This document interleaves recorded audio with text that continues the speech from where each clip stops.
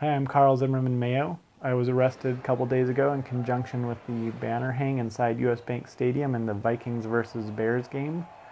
The banner read, US Bank Divest, hashtag no DAPL. So we climbed up the ladder and went out on the catwalk. Kind of nervous at first. We didn't exactly know how we were gonna deploy the banner, but got up there and it felt pretty safe, and we had really secure anchor points and got all our ropes set up pretty quickly and rappelled off the edge to the point where we could start deploying the banner, and pulled that out and let it drop down, and all felt pretty smooth and streamlined, and just like I've done it a million times before. And then we just got to sit there and see the crowd's reaction, which was nice. We got a lot of thumbs up. There were people in the crowd dabbing at us. That was fun. And of course there's other people who were flicking us off and didn't approve of our message, but that's okay too.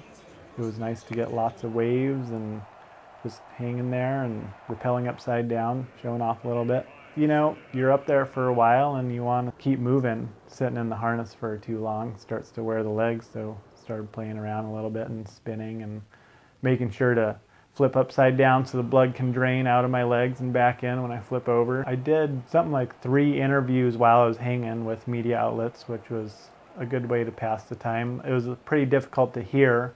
I'd have to pause the interviews in the middle when touchdowns were scored and stuff because the crowd was yelling too loud. Really, we were actually just looking for airtime of the banner itself, so everyone watching the football game would just see the message, US Bank Divest, hashtag no DAPL. The Dakota Access Pipeline is funded through investments from many different banking companies, including US Bank. US Bank has $175 million in credit lines to Energy Transfer Partners, which is the parent company that's putting through Dakota Access Pipeline.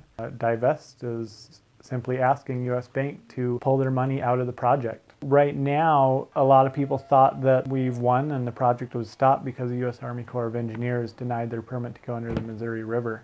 But it's not over with the new administration coming in. We fully expect them to continue to push this project through. So right now we want to go after investors, targeting them, because without investors the project can't happen. They need money to make it happen. And from what we hear, the pipeline's been stalled long enough that they have defaulted on their contracts, their supply contracts, and that gives an opportunity for investors to pull out on their end of the contracts.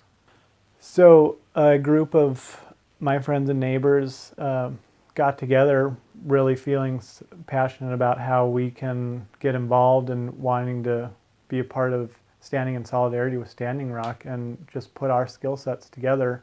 We didn't need any sort of permission or anything like that. We just got together and sat down and said, what can we do? And we made it happen, and it was pretty easy and simple.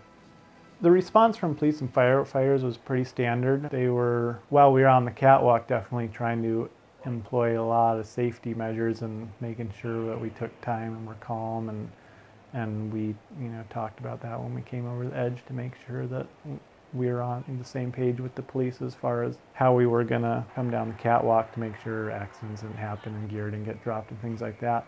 And when we got down, just kind of standard arrest where they bend your arm behind your back. And the crowd, as we came down, we got just a mix of boos and cheers coming both ways, which I guess, shows the mix of opinions Vikings fans have about what we did. We got a lot of thumbs up and fists in the air, and some other people not so happy. Initially, they booked us on burglary-related probable cause charges, and we are expecting to be held in jail till Wednesday when they would have to release us. However, a judge that was attending the jail and reviewing paperwork looked at ours and said that the police report filing didn't have evidence that was sufficient to constitute probable cause and ordered our immediate release. So currently we're out without charges, although we do fully expect that they're going to want to charge us with something because they don't like what we did.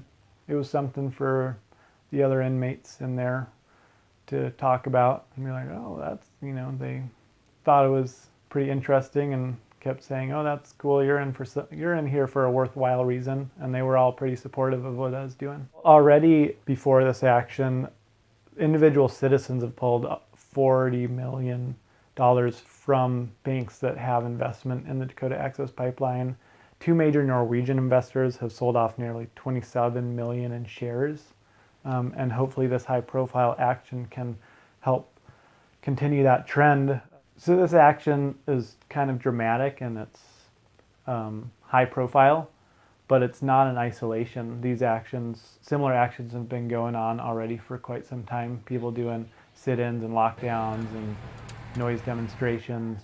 People have been out at Standing Rock for months, occupying the space, and even before that were organizing against the pipeline for years.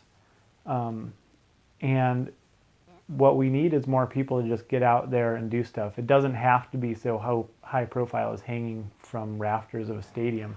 Every little action that people do counts towards something.